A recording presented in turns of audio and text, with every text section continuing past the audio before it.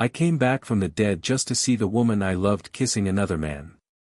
The scene was so vivid it didn't feel real. The glow from the streetlight made her hair shimmer like fire, the same auburn strands I used to run my fingers through at night. But those hands, my hands, were no longer the ones holding her. Her name was Claire Matthews, the girl who had once sworn she'd wait for me no matter how long it took. 3 years ago, I had to leave suddenly, deployment overseas. I promised I'd return. She promised she'd wait. And now? Claire's lips were on his. I couldn't move. Couldn't breathe. The guy, tall, broad-shouldered, with a confident grin, pulled her closer like he owned her. She didn't stop him. She melted into him. It felt like a knife twisting in my chest. I stepped out from the shadows, my boots crunching on gravel. Her head snapped up, eyes widening as they met mine. "Ryan," she whispered, stepping back like she'd just seen a ghost. I forced a bitter smile. "Yeah. Guess I made it home earlier than expected." The guy looked at her, confused. "Claire, who is this?" She opened her mouth, closed it, then finally said, "He's just a friend." Just a friend. The words rang in my ears like a gunshot. I didn't say a word. I just turned and walked away, each step heavier than the last. That was the moment I decided I wouldn't beg. I wouldn't cry. If Claire Matthews had moved on, fine. But I would vanish from her world so completely that the absence would haunt her. Little did I know, she wouldn't let me. Because the day I finally moved on with someone new, Claire came back. And the fire in her eyes wasn't regret. It was possession. "You can't be with her, Ryan," she hissed, gripping my arm like a vice. "You're mine." And that's when I knew, it was time to teach Claire Matthews what real loss felt like. I wasn't always this cold. There was a time when Claire Matthews was my entire world, the girl who could break me with just a smile. We met in high school in a small Texas town. She was the cheer captain, I was the kid working 2 jobs just to help my mom keep the lights on. I had no business even talking to her, but Claire never looked at me like I was beneath her. She'd sneak out of Friday night parties just to sit with me on the tailgate of my old pickup truck, eating gas station pizza and talking about the future. She always said, "Ryan, I don't care if you're rich or poor. I just want you. Forever." I believed her. After graduation, college wasn't an option for me. I joined the army. It was the only way I could build a better life for us. Claire cried the day I left. She clung to me like her heart was being ripped out and whispered, "I'll wait for you. No matter how long it takes." For 3 years, her letters kept me alive. Every time I thought I couldn't take another day, I'd open one of her envelopes and see her looping handwriting, telling me how much she missed me, how proud she was of me. Then the letters stopped. I figured she was busy. I convinced myself it was nothing. But deep down, I knew. Something had changed. When I finally got discharged and came home, I was ready to surprise her. I wanted to pick her up and spin her around just like in the movies. Instead, I found her kissing Ethan Carter, the town's golden boy. He was everything I wasn't: wealthy family, college degree, a future already mapped out. And she told him I was just a friend. I left that night without a word. I couldn't stay in that town. I packed up what little I had and drove halfway across the country to start fresh. I worked construction by day, bartended by night, and slowly rebuilt my life. I stopped thinking about Claire, or at least I tried to.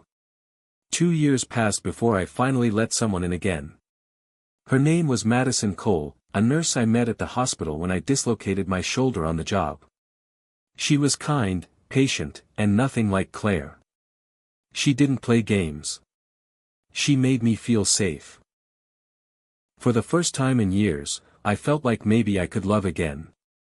But then, out of nowhere, Claire came back. I was out on a date with Madison at a small Italian restaurant when I saw her, Claire, standing by the entrance like she'd been waiting for me. She looked the same, except there was a hardness in her eyes now. She walked straight up to me, ignoring Madison completely. "Ryan," she said, her voice low, almost trembling. "Can we talk?" I shook my head. "I'm on a date, Claire." Her gaze flicked to Madison, then back to me. "You can't be with her," she whispered, gripping my arm. "You're mine. Mine." The same woman who had discarded me like I was nothing was now acting like I belonged to her. I pulled my arm free and told her to leave, but as she walked away, I saw it, the same look in her eyes that night under the streetlight. Except this time, it wasn't guilt. It was a dangerous mix of jealousy and determination. That was when I realized something. Claire Matthews wasn't going to walk away quietly. And if she wanted a war, she was about to get one. I didn't sleep that night. Claire's sudden reappearance churned through my mind like a storm I couldn't escape. The way she looked at me in that restaurant, the same woman who had kissed Ethan in front of me years ago, wasn't love. It was ownership. And I knew Claire Matthews well enough to understand one thing: she never went after something unless she was willing to destroy everything in her way to get it. But what she did next? I never saw it coming. 2 days after that restaurant encounter, I showed up to the construction site only to be pulled aside by my boss. "Ryan, I hate to do this," he said, scratching the back of his neck. "But we have to let you go." "What? Why?" He sighed. "I got a call from one of our biggest suppliers. They said they won't do business with us if we keep you on. Something about you being unstable." Unstable. I stood there, stunned, while he shoved my final paycheck into my hand. It didn't take a genius to figure out who was behind it. That night, I confronted her. Claire lived in a sleek apartment downtown now, a far cry from the small-town girl I used to know. She answered the door wearing a silk robe, her auburn hair falling over her shoulders like she'd been expecting me. "Ryan," she said softly, almost sweetly. "I was wondering when you'd show up." I clenched my fists. "You cost me my job." "Why?" She smiled faintly, stepping closer. "Because I want you back. And you weren't listening when I asked nicely." My jaw tightened. "You left me, Claire. You told Ethan I was just a friend. And now you're trying to ruin my life because I moved on." Her expression hardened. "I made a mistake, Ryan. Ethan was safe. Predictable. But he never made me feel the way you did. I realized too late that I wanted you, and I'm not about to lose you again to some girl you barely know." "Madison isn't just some girl," I shot back. Claire's eyes flashed. "She's in your way. And trust me, Ryan, I'll do whatever it takes to remove obstacles." Her voice was calm, chillingly so. I stepped back, suddenly realizing just how far she was willing to go. "If you go near Madison." She cut me off with a smirk. "Or what? You'll hate me. You already do. But I can live with that if it means you'll come back to me eventually." I left before I did something I'd regret. But as I drove home, I couldn't shake the feeling that this was just the beginning. And I was right. The next evening, Madison showed up at my apartment, her hands shaking as she handed me an envelope. "Ryan, look at this." Inside were photos. Dozens of them. Me, leaving Claire's apartment the night I confronted her. Me and Madison at dinner. Me at work. "She's been following you," Madison whispered, her voice breaking. "She sent these to my job. Ryan, she told my boss I was having an affair with a client. They suspended me." My stomach dropped. "She's trying to ruin both of us," Madison said, tears welling in her eyes. I pulled her into my arms, anger boiling in my chest. Claire wasn't just playing dirty, she was escalating. And if I didn't act fast, she was going to destroy the only good thing I had left. But what was her endgame? Why go this far? The answer came a few days later when Ethan Carter, the man she had chosen over me years ago, showed up at my door. "She's spiraling, Ryan," he said, his voice tight. "I thought I could handle her, but Claire, she's not the same. She's telling people you abused her. She's trying to isolate you." I stared at him, stunned. "She what?" He nodded grimly. "And she's about to take it to the police." My blood ran cold. Claire Matthews wasn't just trying to ruin my life anymore. She was trying to erase me completely. And I knew if I didn't fight back, she would win. I barely slept after Ethan Carter's warning. My life was unraveling fast, faster than I could contain it. Claire was systematically dismantling everything I'd worked to rebuild, and now she was threatening to drag my name through the mud with false abuse accusations. But as bad as things were, I didn't yet know how deep her game went. The next morning, I drove to Madison's apartment to check on her. She'd been suspended from her nursing job because of Claire's lies, and I worried she might break under the pressure. When she opened the door, her eyes were red and swollen. "Ryan, we need to talk," she said softly. "What's wrong?" She handed me her phone, a text message from an unknown number displayed on the screen. "He's using you, Madison. Just ask him about Lily." I froze. "Who's Lily, Ryan?" Madison asked, her voice trembling. I didn't answer right away. My mind was spinning. Lily was my sister. My estranged sister. The one I hadn't spoken to in over 4 years after a brutal falling out involving our father's inheritance. She lived in California now, and we were barely on speaking terms. But Claire knew. And now she was dragging Lily into this. "She's my sister," I said finally. "But this has nothing to do with you." "Claire says it does," Madison replied, her voice cracking. "She says you're only with me because I remind you of her." I stared at her, stunned. "Madison, that's not true." She bit her lip, tears pooling in her eyes. "I want to believe you, Ryan. But she's sending me photos. Messages. She even sent me an email with a plane ticket to California. Said I should go talk to Lily if I want to know who you really are." I felt sick. Claire wasn't just trying to break us up, she was manipulating Madison into doubting me.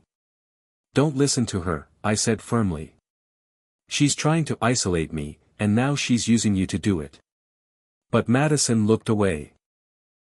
The seed of doubt had already been planted. 2 days later, things got worse.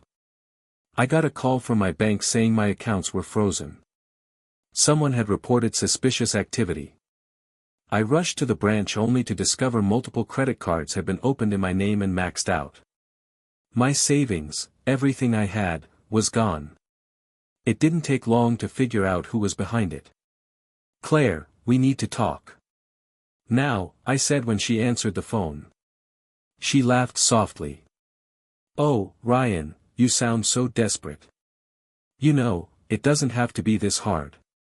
We could go back to the way things were. You and me." "Not a chance," I growled. Her voice dropped to a whisper. "Then I guess you'll just have to keep losing." She hung up. By the end of the week, I was broke, jobless, and on the verge of losing Madison.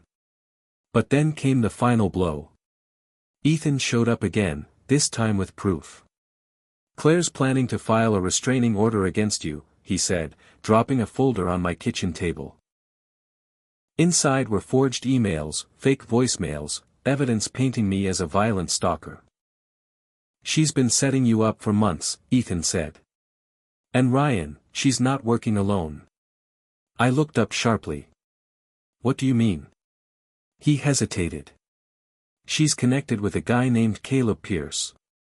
He's dangerous. Runs scams, manipulates people, ruins lives. She's been paying him to dig up dirt on UN." The doorbell rang before he could finish. I opened it to find 2 police officers. "Ryan Bennett?" one of them asked. "You're under arrest for harassment and identity theft." "What?" I stammered. They cuffed me as Ethan stood frozen. "This is insane," I protested. "I didn't do any of that." But the evidence Claire had planted was airtight. I spent the next 48 hours in a holding cell, my mind racing. Claire had set the trap perfectly. She'd taken everything from me and now she was about to take my freedom. When I was finally released on bail, Madison was waiting outside. But the look on her face shattered me. "I can't do this, Ryan," she whispered. "I don't know what's true anymore." "Madison, please." She stepped back, tears streaming down her face. "I just need time to think." She walked away, and I didn't stop her. I didn't have the strength. That night, Ethan called me. "I found something," he said urgently. "Claire and Caleb, they've been doing this for years. You're not the first. But if we can get proof, we can take them down." "How?" I asked. Ethan hesitated. "We have to bait her. Make her think she's won. Then we hit her where it hurts." I stared at the wall, Claire's voice echoing in my head, "You'll just have to keep losing." "Not anymore." "All right," I said. "Let's end this." I spent the next 2 days in silence.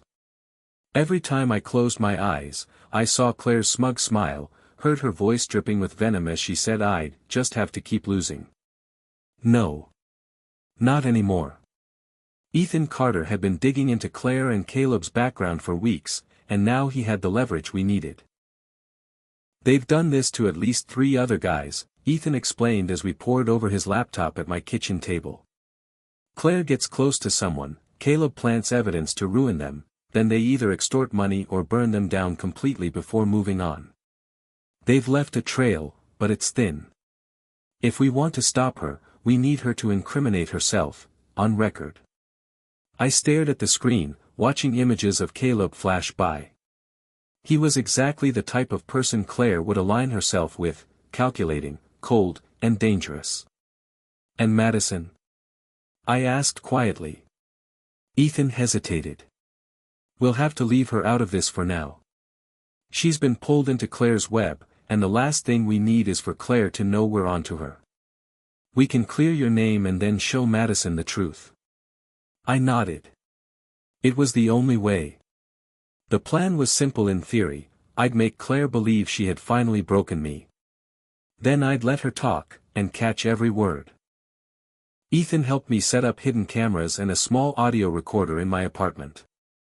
We even used one of Caleb's own tricks, a GPS tracker planted in Claire's car, to monitor her movements. 2 days later, I reached out to her. "Claire," I said over the phone, forcing my voice to sound defeated. "You win. I'm done fighting." There was a pause, then a soft laugh. "I knew you'd come around, Ryan. Can we meet?" I want to see you." "Of course," she purred. "Come to my place tonight." When I arrived, she greeted me with a glass of wine and that same practiced smile.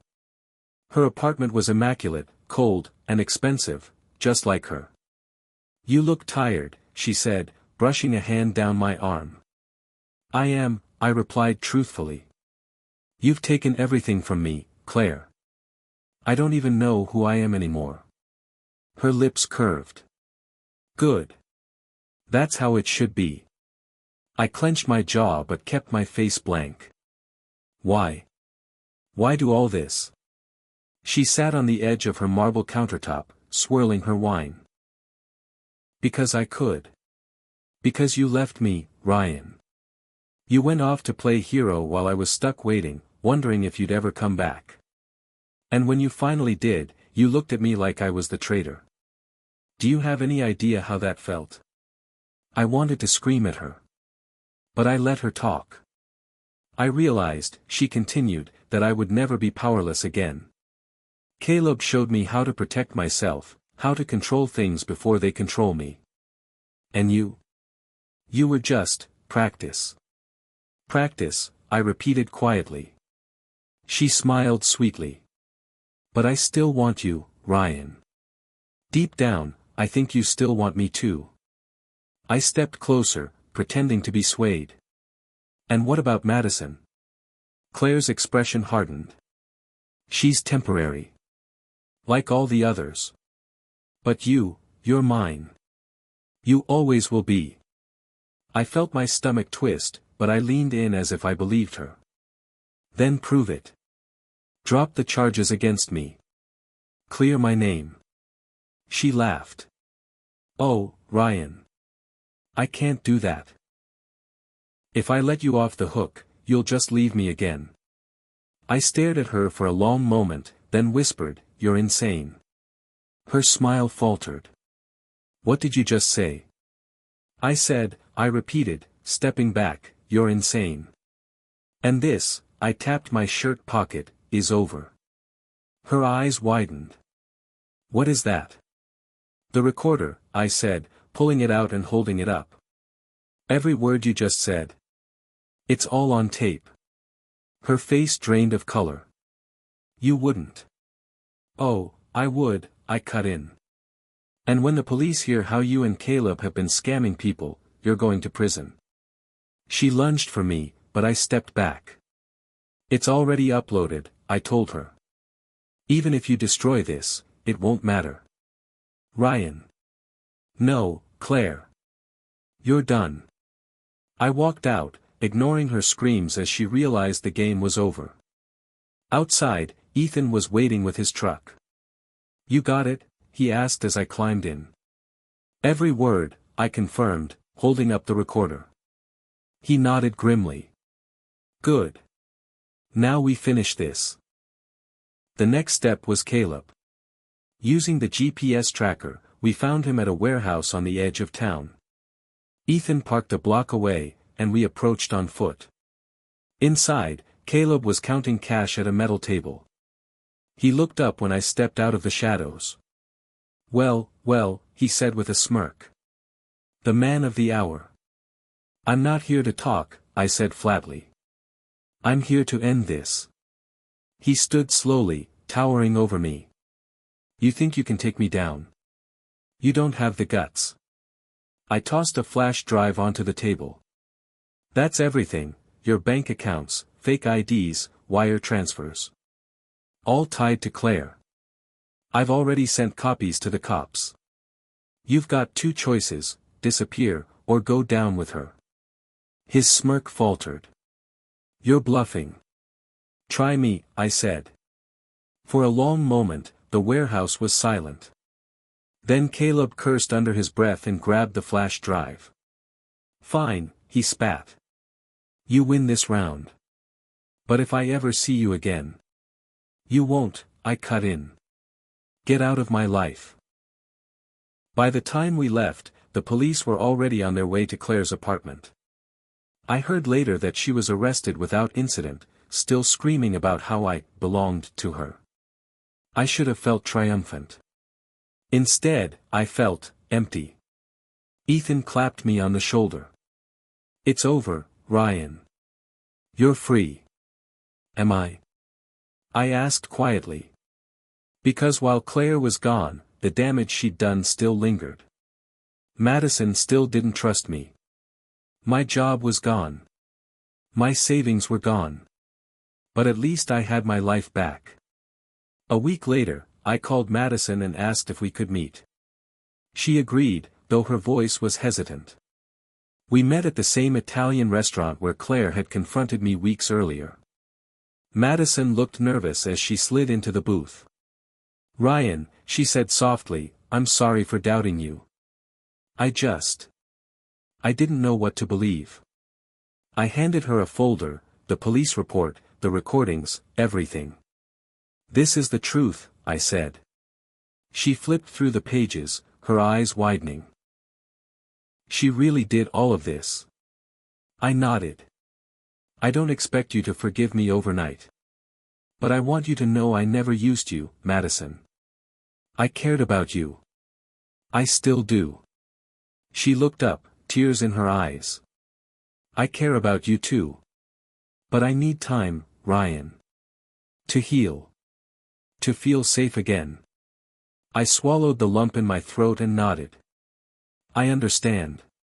We parted ways that night, and I didn't know if I'd ever see her again. But one thing was certain, I would never let anyone control me again. Claire Matthews had taught me that lesson the hard way. Claire Matthews was sentenced to 18 months for fraud, false reporting, and conspiracy.